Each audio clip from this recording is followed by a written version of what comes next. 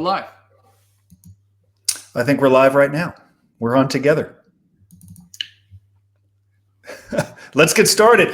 Hi, everyone. I am Justin Paperny. I'm with my good friend and business partner, Michael Santos. And through these challenging times, I thought we'd have this really free-flowing discussion on managing a lockdown along with some other topics. So, Michael, welcome. Let's just jump right in with a text message I got this morning. I know you've gotten a bunch of them.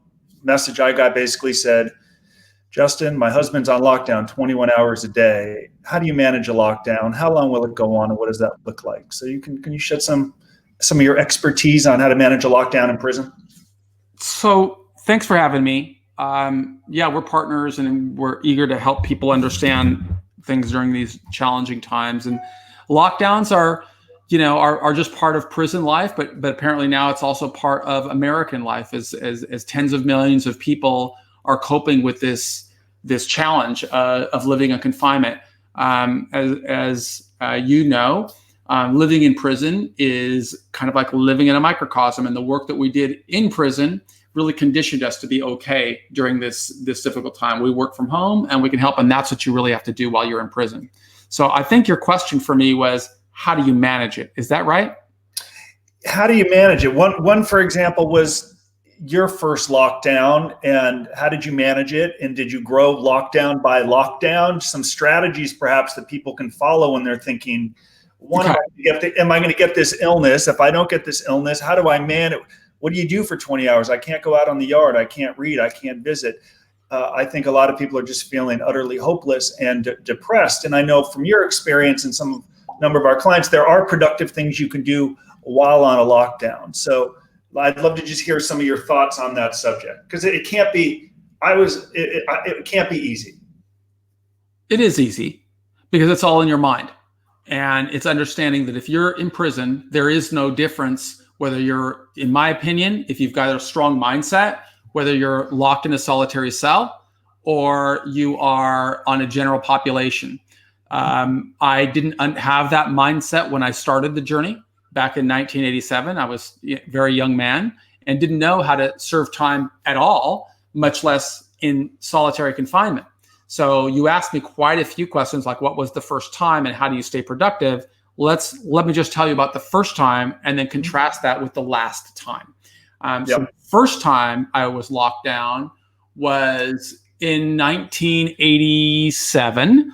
When I was inside of a jail in what's called pretrial detention, waiting to get transferred to prison. And something happened in the prison that resulted in an institution-wide lockdown, meaning none of us could come out of our cell. And of course, hundreds of thousands of people in prison are living under those conditions right now, meaning no fault of their own. They didn't do anything. Circumstances changed that resulted in administrators making a decision to lock the prison down.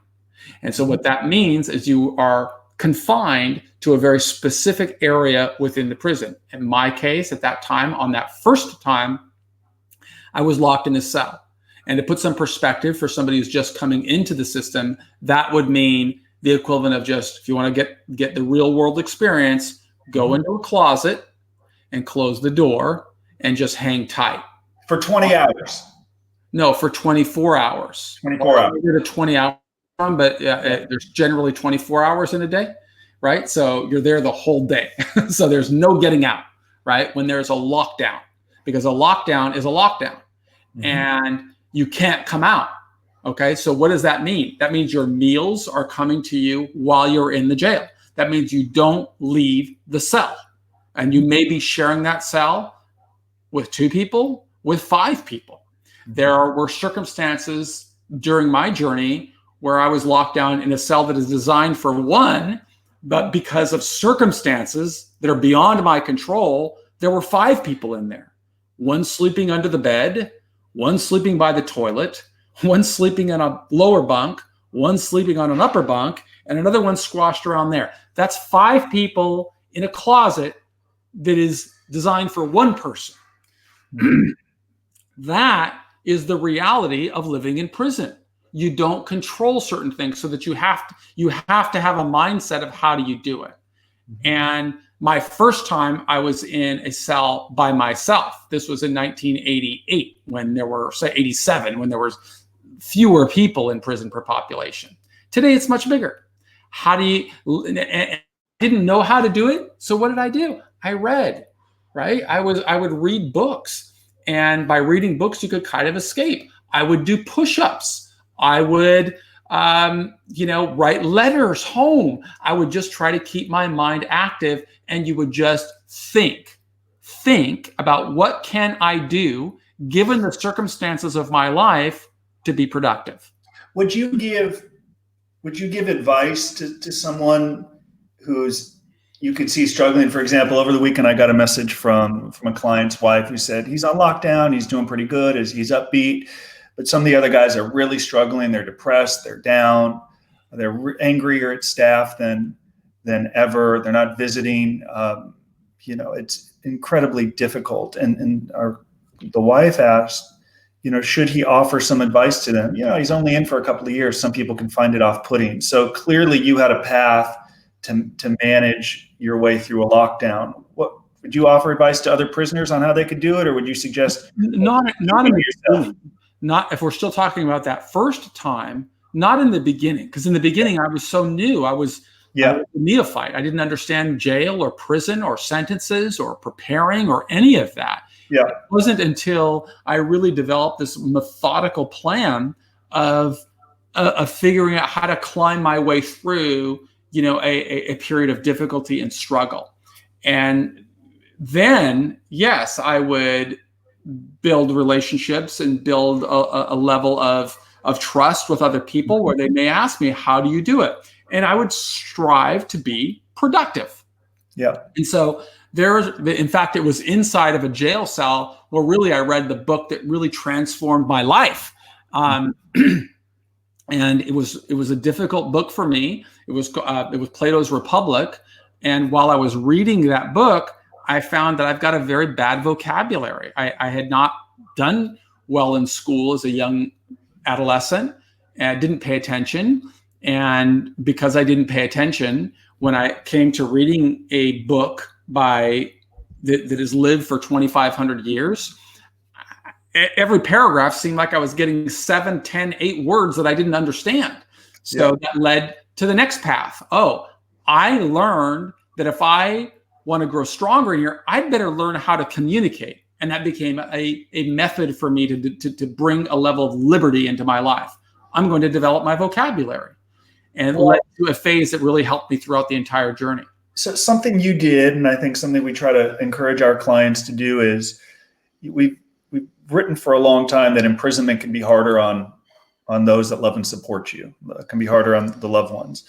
And last week, or a couple of weeks ago, a client surrenders, and they're expecting to go immediately to this cushy minimum security camp that, it looks like a corporate office park, and the track and the commissary and the big dorm and a lot of freedom in the library, no lockdowns like you may see in a higher security prison. They're expecting to go to this camp that we described in Lessons from Prison, and they go straight from their surrender, to lockdown. And when they call home, of course, the family's nervous. They're scared. Are they going to get sick? Are they properly protected?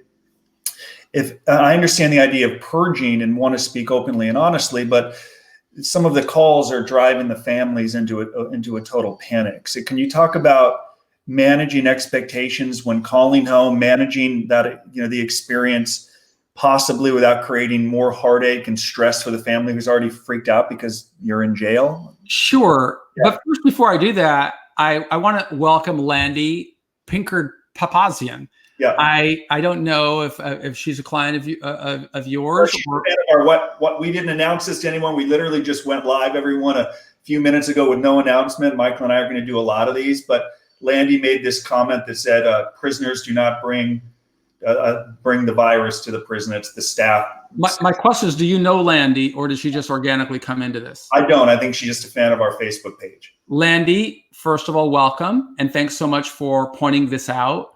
It's a valid point. People in prison do contract the virus only because of other people And since people in prison don't go out, it's the staff members that are bringing it in. So you're absolutely right. And it makes it particularly dangerous for both staff and people in prison, because in prison, you can't get away, right? Like I'm here on self-imposed exile, which is fine for me because I'm very much used to working from home. It's what I do every day.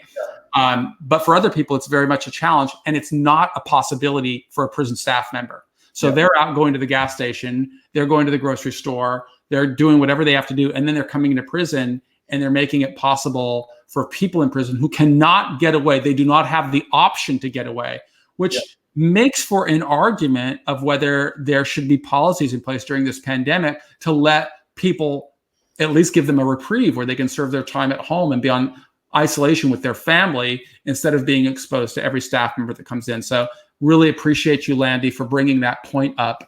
And I got off track. Justin, you had a question and I want to respond to it. Right. So when I surrendered, it was fairly easy. Saw the track, the commissary, the compound. I had a lot of freedom pretty quickly. Clients are surrendering. They're expecting that ease of a minimum security camp, or even a low where you have flexibility.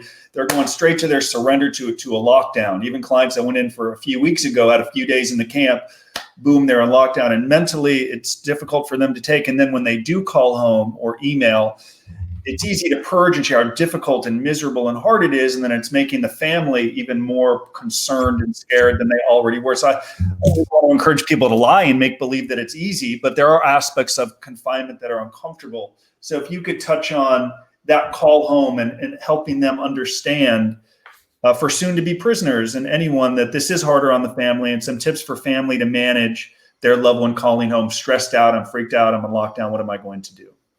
First of all, we have to hope that the people who are on lockdown have the ability to call home. Yeah. Because there's a very strong possibility that they may not even have that option. So if you're a family member of a human being that's in prison and that person does not call you, I want you as a family member to understand it may not be the person in prison's fault. That's number one. Because if he's on lockdown, he may not be able to leave his cell.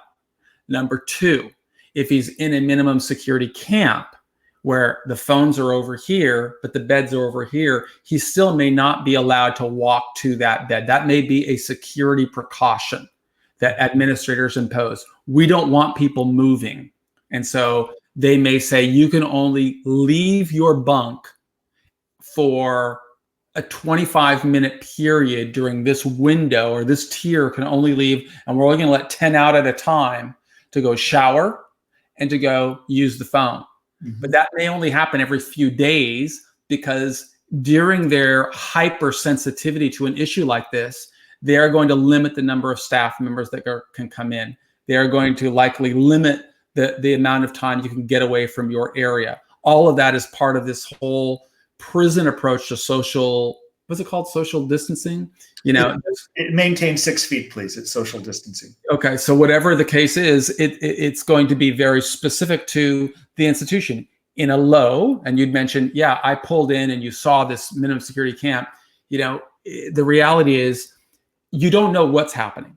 Okay. The Bureau of Prisons is putting out statements, and if it's possible for me to share my screen, is it? Yes, it is. Let me try and share my screen to just kind of show you what I'm talking about, because it's important for people to get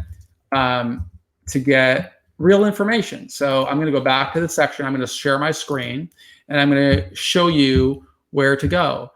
Sharing the screen is easy with 2 monitors. I'm going to share that screen share. You can see this screen right now, I think. Tell me, can you see my screen right now, Justin? It looks like it's trying to come. I think I have to add it to stream, which I did. Nice.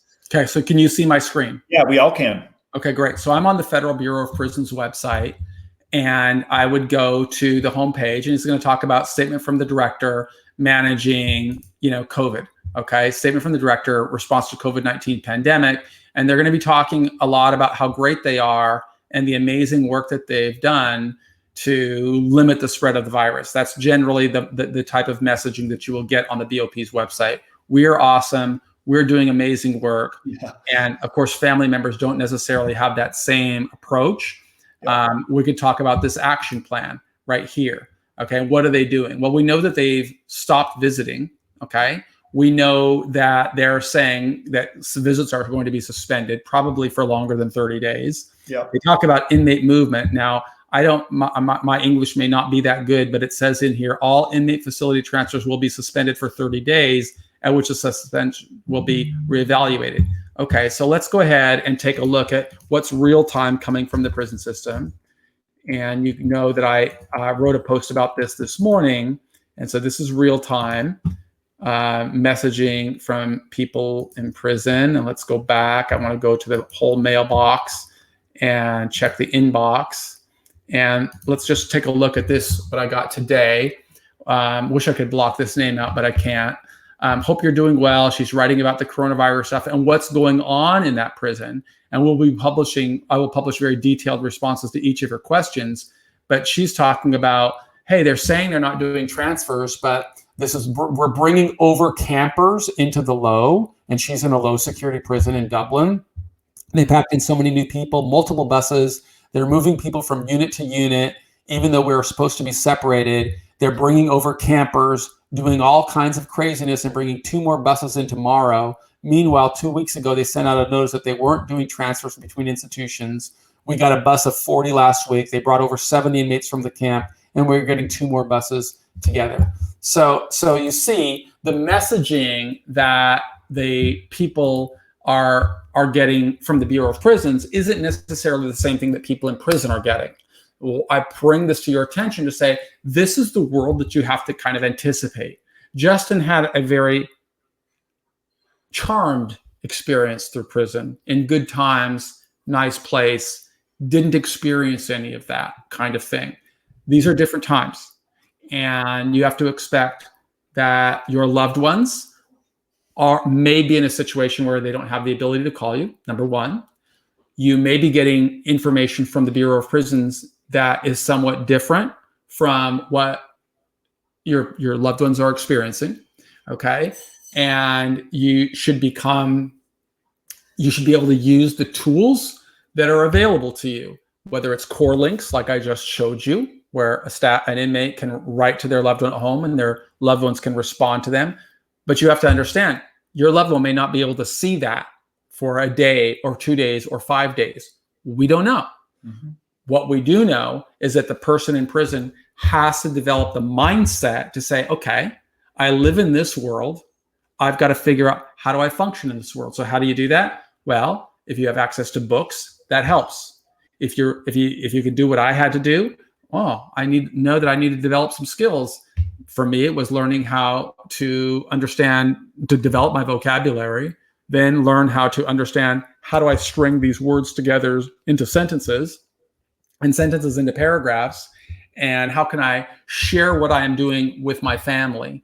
And that gave my family hope that I was developing a strong mindset and I could use my time in here productively. I hope that answers your question. It does. And I want to turn, I know we're about 18 minutes in, and let's go for a little while longer. I know it's kind of this will be a vague question because every case is specific and unique to the prisoner. But we've had some clients reach out and say, I don't feel well. It could all be in my mind. I don't know. I fear retribution if I go to staff. I feel, I'm already going to lockdown, but I feel I'm going to get transferred and they're just going to punish me for addressing this. So it kind of compels them to stay quiet. So I understand every case is unique, but is it a very realistic concern that there could be retribution if prisoners aggressively fight? I want to get tested. I don't feel well. I want to be released. Did you see things like that? And what are some advice that you could offer? So first of all, we've never had a pandemic where there's no cure. Okay. So this is a global crisis, and that's number one. Number two, getting tested. It doesn't have the same ramifications for somebody in prison as it has out here. Yeah. Because it doesn't make a difference if I have it or if I don't have it. There's no cure. Okay. Yeah. I'm going to be stuck there. So I have to live as if I have it. Yeah. Okay? I have to wash my hands, right? And, we learned how to do that. I watched Dr. Gupta, like I hope everybody else has. And it turns out I did not know how to wash my hands, but I didn't either. My mom did. Every digit of your thumb, you learn all this kind of stuff. Yeah. And you know what? That's some very good guidance for anybody that's going into the prison system. Yeah. Pandemic virus or not, learn, the art of personal hygiene so that you can avoid not only the coronavirus, but maybe just the flu or maybe the cold, because you are living in a very concentrated environment and cleanliness is really important. So I got lost off track there. Just about retribution. Could there be retribution? Sure. So I don't think testing is the issue. Hi, Brittany Ann. So cool to see you. Landy, Brittany Papazian. Yes. Oh, I don't know who this is. But in any event, hi, Brittany, and welcome. And have a question, just please post it in there because I'm watching you. We're happy to respond to any questions you may have with regard to retribution.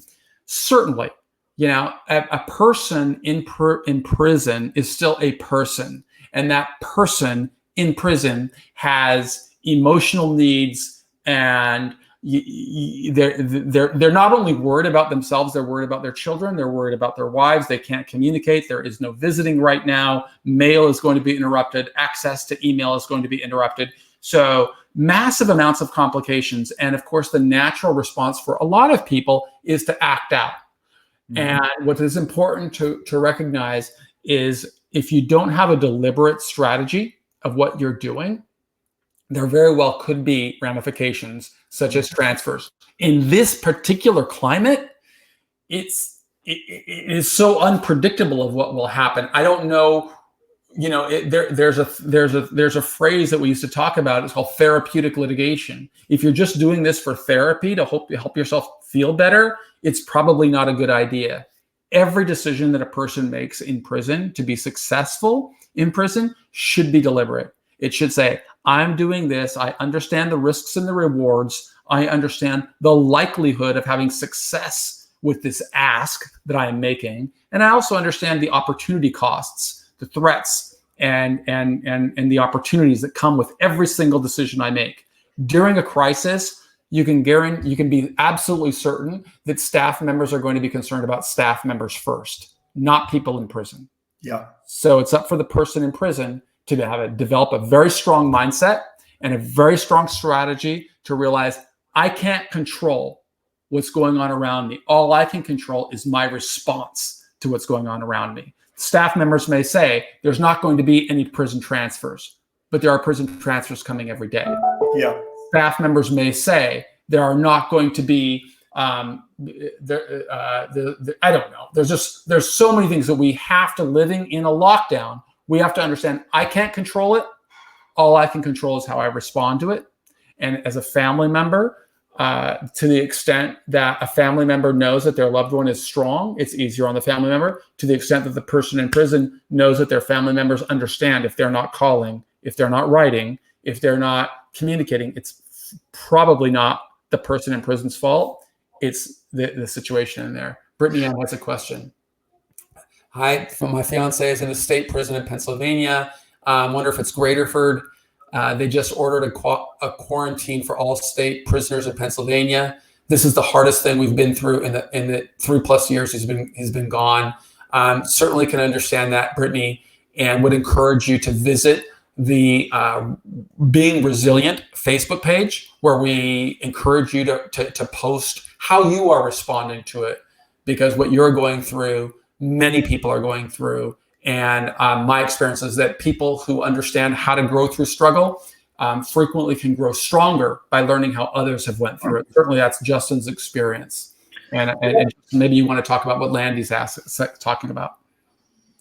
Well, she mentioned federal employees have to bring your own masks if they want to wear them. There should be an order.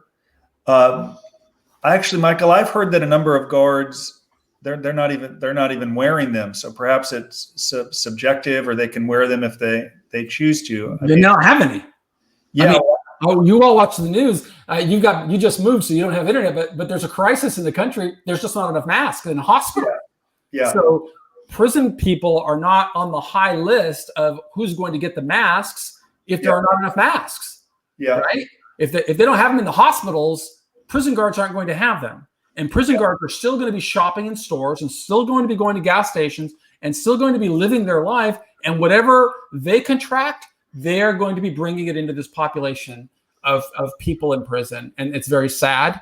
And it's just all the more reasons that what I would recommend that you do is you send him information and say, hey, it's really important for you to be strong right now. Wash your hands. Landy, sorry about your son. He's at Federal Victorville, no change. Does that mean, Landy, could you respond to us? Does that mean that at Victorville, it's open movement and general population? Because I know they've got a United States penitentiary there and 2 mediums and 1 female camp. But tell us what they're doing at Victorville, or what you know at Victorville. I know there's no visiting, but what do you mean there's no change? And Justin, maybe you could continue. Yeah, I'm guessing, I could be wrong. Landy will post probably no change in practices. That perhaps what you referenced earlier, what the BOP is putting on their website about transfers and protecting of prisoners, perhaps Landy's referencing there's no change. While she's doing that, or if she does that, I want to kind of close up with something that I used to discuss with you. I used to say, dude, this prison term will never end. And, you'd say 1 day closer to home when we'd walk the track or walk to the trial, you'd say 1 day closer to home. And eventually it did end. And so while it might not provide, I hope I helped you during that journey, Justin, when I said I would do it with you, Yes, that's what you said every day. You said, how long will you be in prison? I said, 18 months. You said, I'll serve every one of those days with you. I want to touch on this topic, and then we'll close with Landy's comment. You can touch on it. It might not provide a ton of solace today while someone's in lockdown, but it eventually will end, just like my prison term ended and your 26 years ended. And the goal was to look back on that time and be able to say, at least it wasn't a total waste, but it was productive as can be. So sure, it eventually will end, correct, as your 26 years did. And I think for many people that window can open a little bit sooner. In times of a crisis, the Bureau of Prisons has to respond.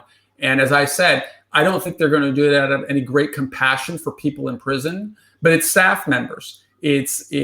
Prisons can become a petri dish for the spreading of this virus.